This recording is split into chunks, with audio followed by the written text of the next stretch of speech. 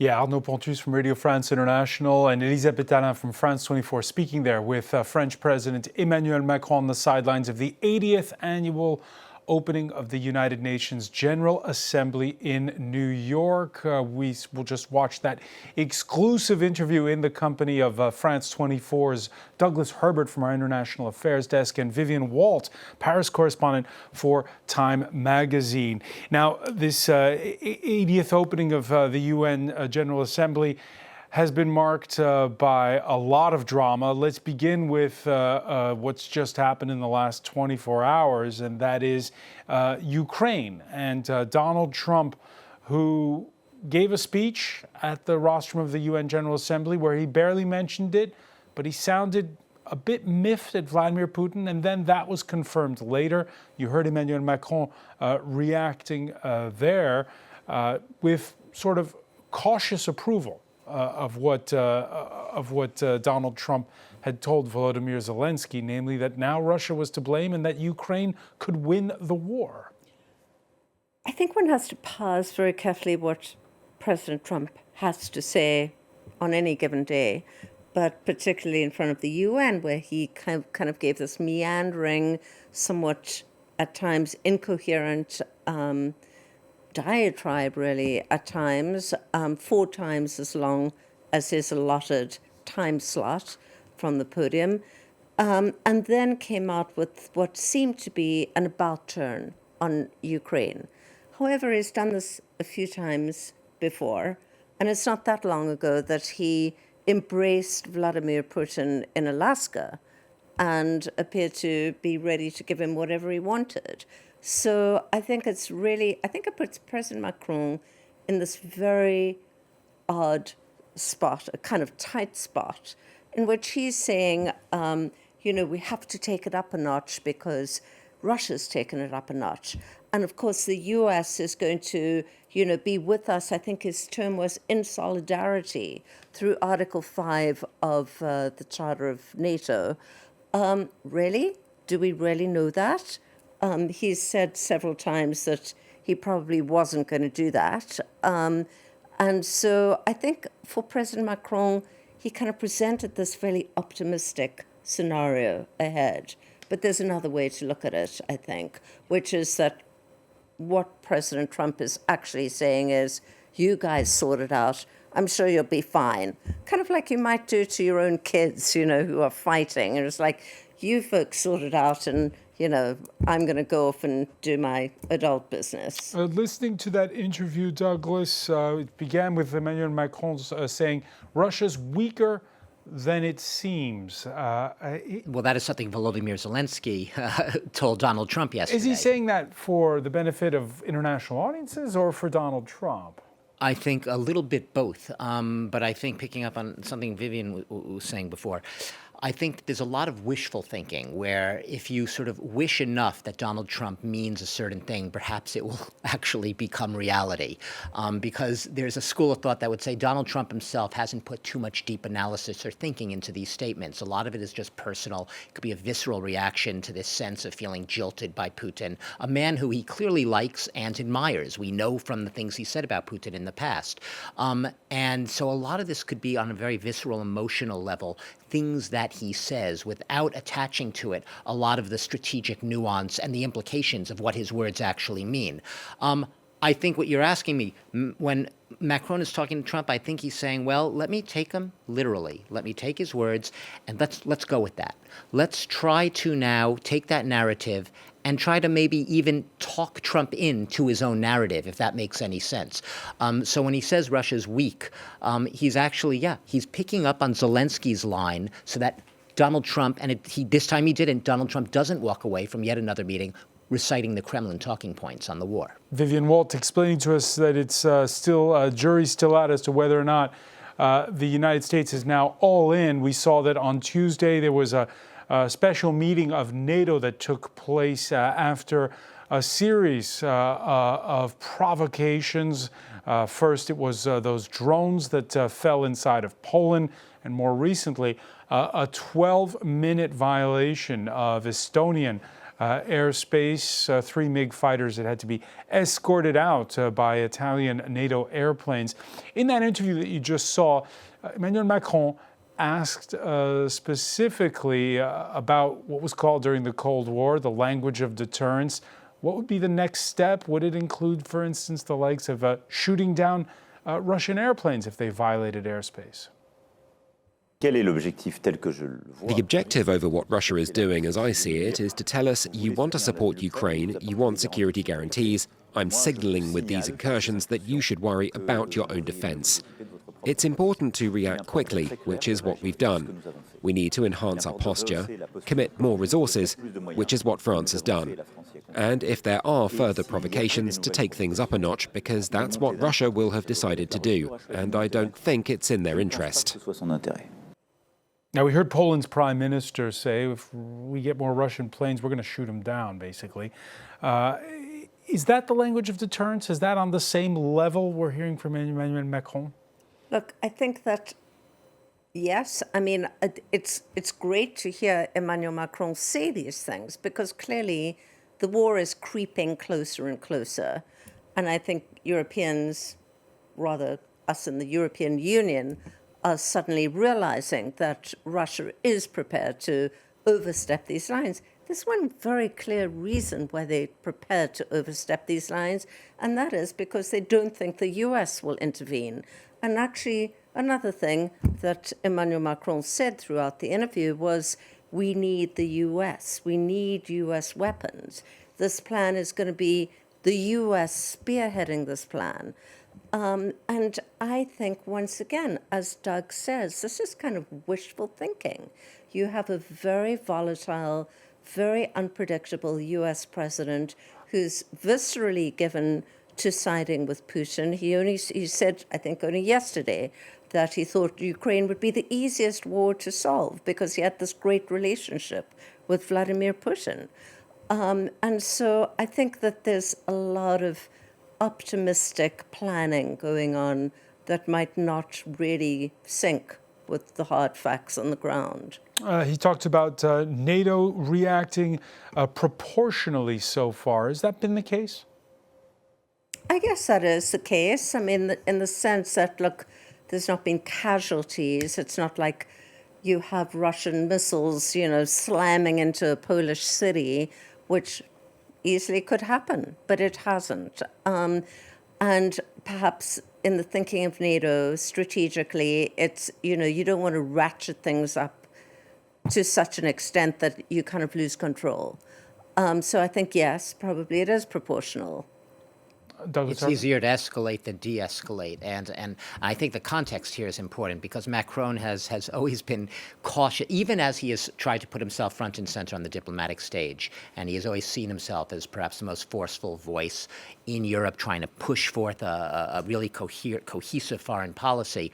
At the same time, there's always been that, you say in French, well, at the same time, en même temps. He's always had sort of this counterbalancing instinct in whatever he says, whatever people ask him. And it's a default to caution. And I think it's interesting because when I mention the context, this comes a day after, François, we had Donald Trump, President of the United States, in his 5th UN address, right? He had 4 in his first term, first of this term, savaging the UN as an institution, ripping it to shreds, basically.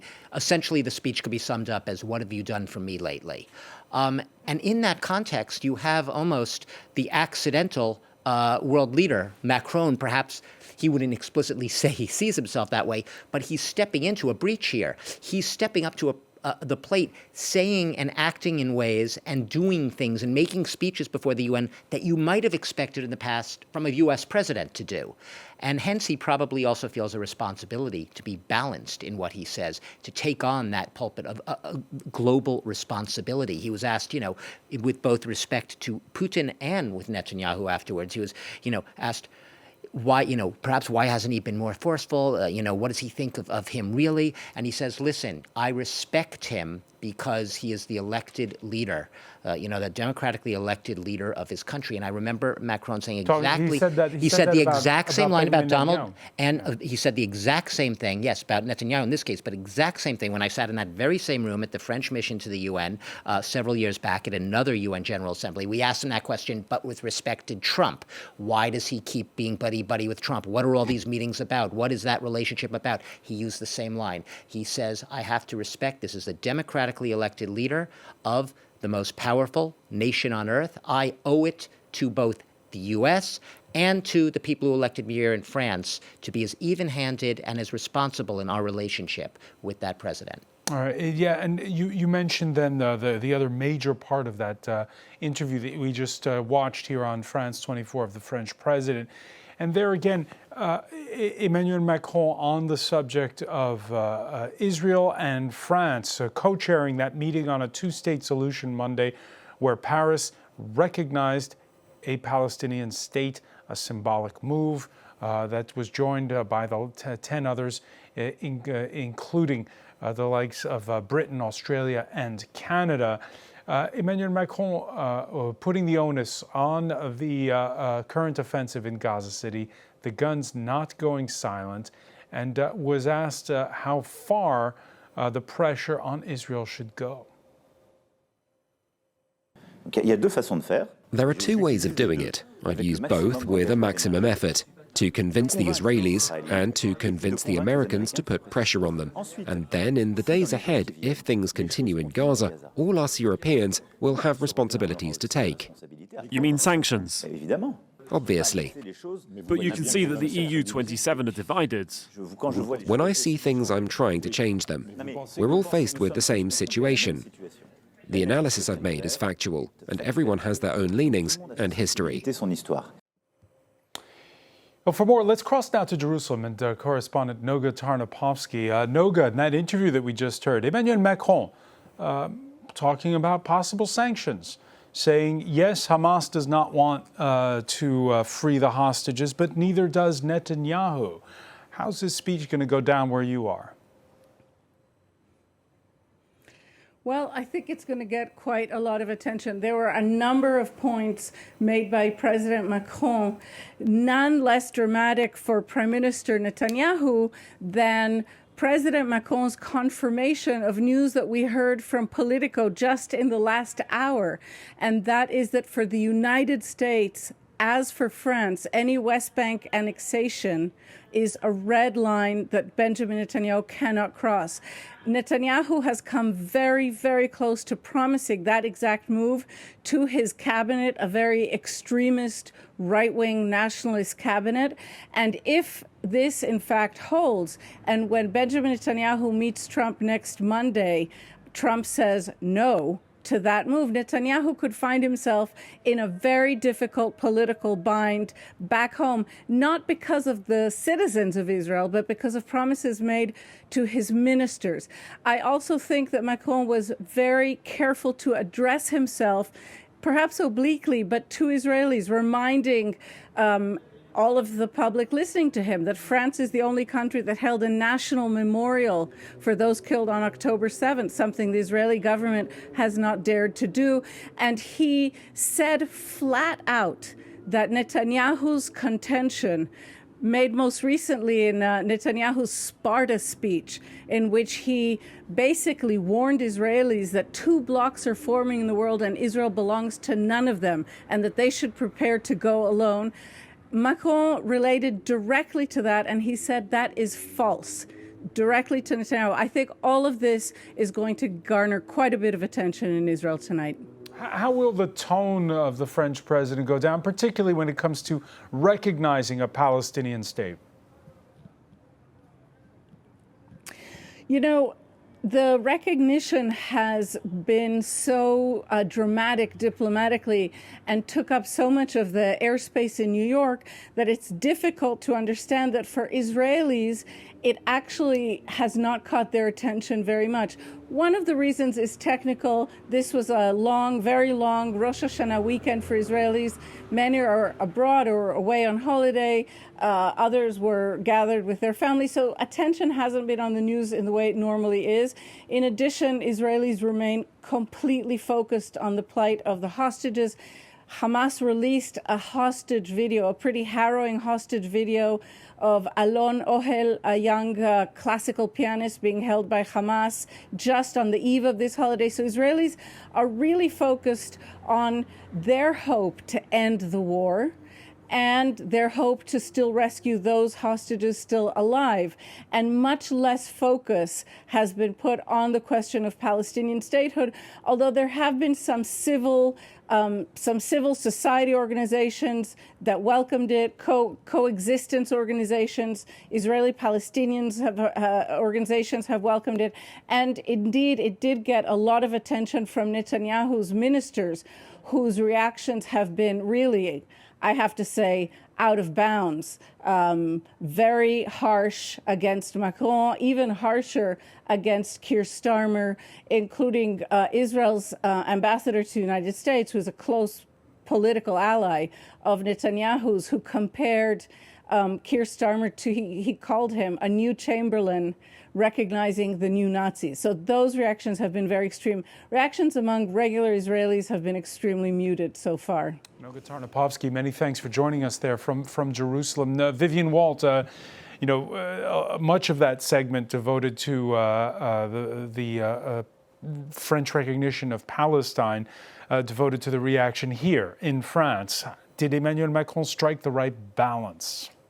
He has had this continual fight to counteract the sort of narrative about anti-Semitism in France, which has only been, greatly increased since the new U.S. ambassador was installed in Paris, who is not only the father of President Trump's son-in-law, but also a fairly observant Jew.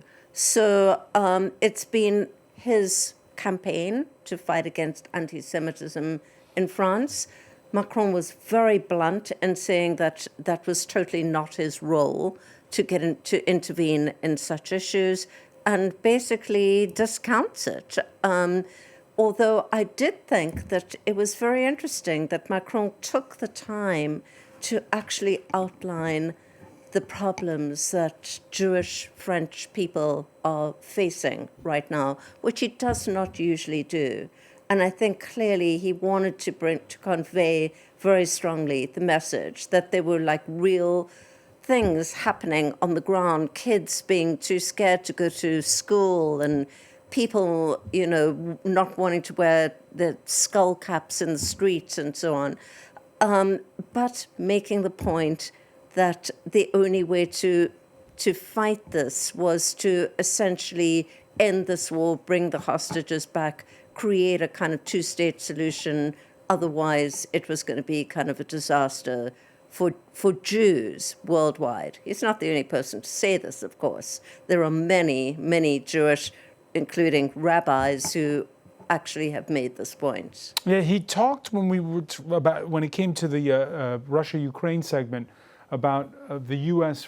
playing a key role. Here, he went even further. He said the need for the United States to spearhead things. And there again, Donald Trump, there was his speech at the United Nations, scant mention of no mention really of Gaza. He mentioned obviously getting. He said he thought it was a bad idea because it was a gift to Hamas to recognize Palestine.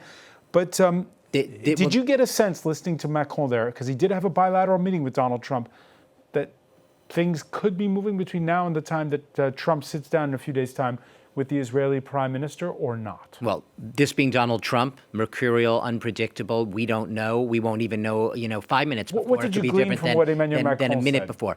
I think Emmanuel Macron, and I go back to what I said about wishful thinking, is trying to think that perhaps he has no illusions that nothing is going to change in the Middle East calculus, especially with respect to this conflict, unless the influence of Israel's closest ally, still closest ally, its influence is somehow brought to bear in a heavy way in this conflict as in others. And I think that Macron, once again, is trying to harness a hope that he can perhaps channel that somehow in Donald Trump before he goes to the meeting. I mean, it's very important, the timing when meeting with Trump. You have to make sure that your words to him and your meeting with him are as close as possible to his actual physical meeting with the person that you want him to convey your message to.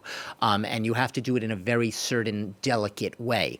I think in this case, he is under no illusions. I think he is, yes, he's spoken out time and again about anti-Semitism, how it's antithetical to the values of the French Republic. He's perhaps been the European leader who has perhaps most often, most frequently in his public addresses, time and again condemned anti-Semitism, and perhaps the European leader that the fewest people realize has time and again condemned anti-Semitism. That's a paradox as well. I think that in the case of Donald Trump, he is probably, under few illusions, Trump is the only one right now who can really, really change Netanyahu's behavior. And even there, it's a roll of the dice. Even there, it is not a sure bet that Donald Trump in the United States in its current configuration has still the influence of the power. Remember when Biden, who was, the only really self-declared Zionist president, right, in U.S. history, even Biden, a close friend, self-professed close friend of Netanyahu, was unable to really fundamentally change Netanyahu's behavior, bring that influence and that friendship to bear, and those long-standing ties to Israel. Donald Trump says he has the ties to Israel, that he is, a great friend of the Jewish state.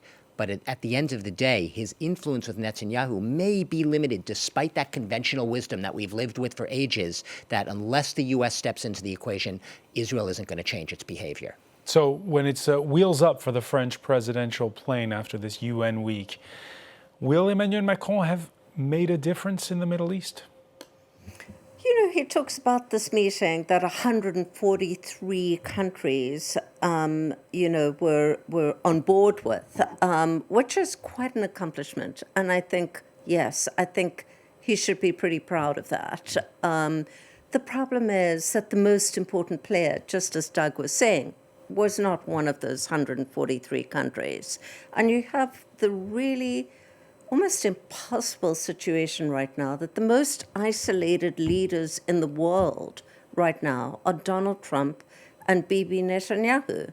And they are increasingly isolated on so many different levels. So yes, you have President Macron saying the most powerful country in the world, the US. It is the most powerful economy in the world. But it is through a very serious series of, kind of self-inflicted acts in the past 9 months, becoming perhaps less powerful globally. You have other kinds of alliances forming very, very quickly, whether it's in the Middle East, whether it's, Modi and Xi, all sorts of other alliances are forming that are going to impact the Middle East hugely. It's not only about Trump right now. And it's not only about Trump when it comes to Europe's defense. That's what we'll be talking about next in the France 24 debate. I want to thank you, Vivienne Walt. I want to thank Douglas Herbert for joining us for this special edition after that exclusive interview with France's President Emmanuel Macron.